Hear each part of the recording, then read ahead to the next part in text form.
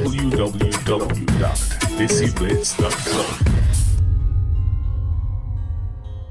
Hi, I'm Sharmila Chauhan. I'm the writer of The Husbands, and you're watching me on desiblitz.com. Hi, I'm Janet Steele, Artistic Director of Carly Theatre Company, and you're watching me on desiblitz.com. Hi, my name is Sarita Kumar, and you're watching me on desiblitz.com. Hi, I'm Rick. Hi, I'm Phil. I'm Mark. We're the cast of The Husbands, and you're watching us on desiblitz.com. Outside of Shaktipur is genocide. A civil war where the enemy lives within us. Girls cost too much, mean too little.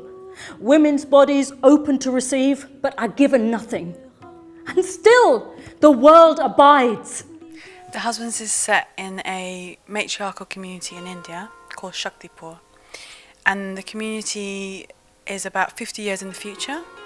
And this is a time where the number of girls is not enough for the number of boys being born. And so women have had to marry more than one husband. Unlike now, where polyandry, which is when a woman has more than one husband, the woman is generally subjugated and treated quite badly. In Shaktipur, they've gone back to kind of the old ancient beliefs of matriarchy.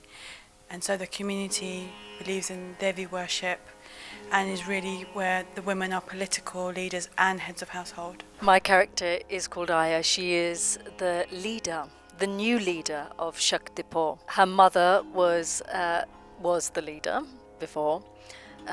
So she is about to get married on this day to her third husband, because they live in a matriarchal society. This marriage which she's about to have is to take Shaktipur outside.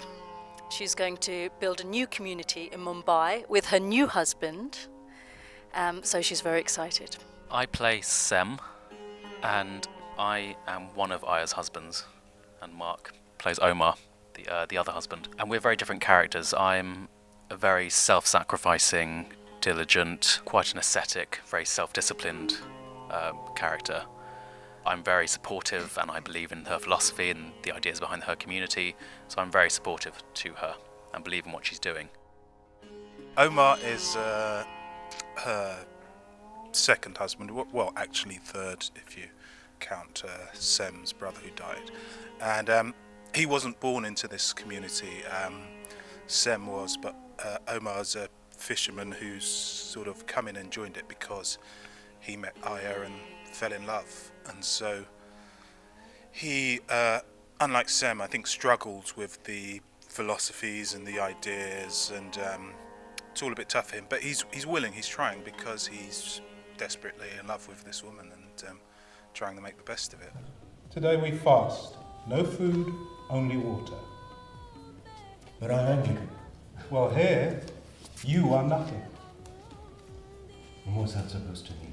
I play Jerome Edwards, who is a professor from London who has a relationship with Aya outside of the immediate world of the play. Their sort of academic interests have overlapped and through their work, and he pitches up on the specific day where Aya is taking her third marriage, is going to be married again for the third time to another man that we don't actually meet. I think because he feels Aya is potentially in danger, and so he sort of does the white knight racing out to try and rescue her, and doesn't quite get it right. And that's sort of the story of the rest of the play. But he comes from it's initially from a very caring place, but he manages to get it wrong on just about all fronts, I think. The play, the domestic setup is always a reflection of the political status quo. And so for me, the value system that you have at home is the value system that you find outside.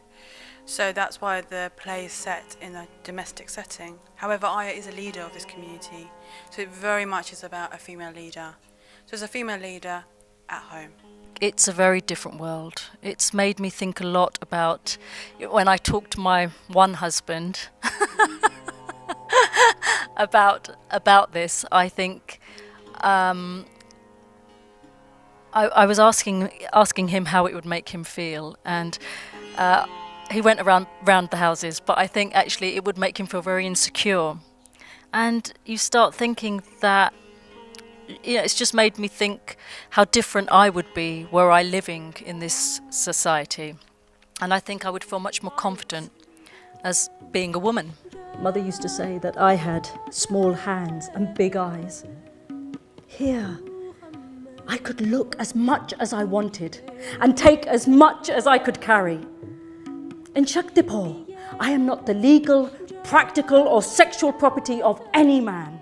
I think things are changing, actually. I think when you come and see a Kali show, I think, especially places like Birmingham and Leicester, I'd say 40% of our audience will be South Asian.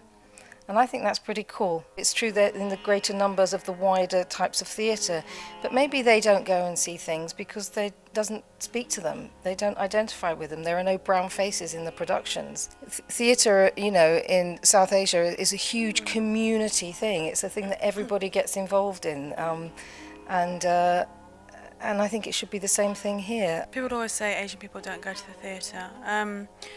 I think, like Janet says, it's definitely changing. And I think with the next generation, as kids go more often with their parents, then obviously things will change. And I think community engagement is really important, making people feel the stories that are being told are relevant and also a bit out of the box. So if it's always the same thing, always the same Asian stories all the time, people are not going to be engaged in that either.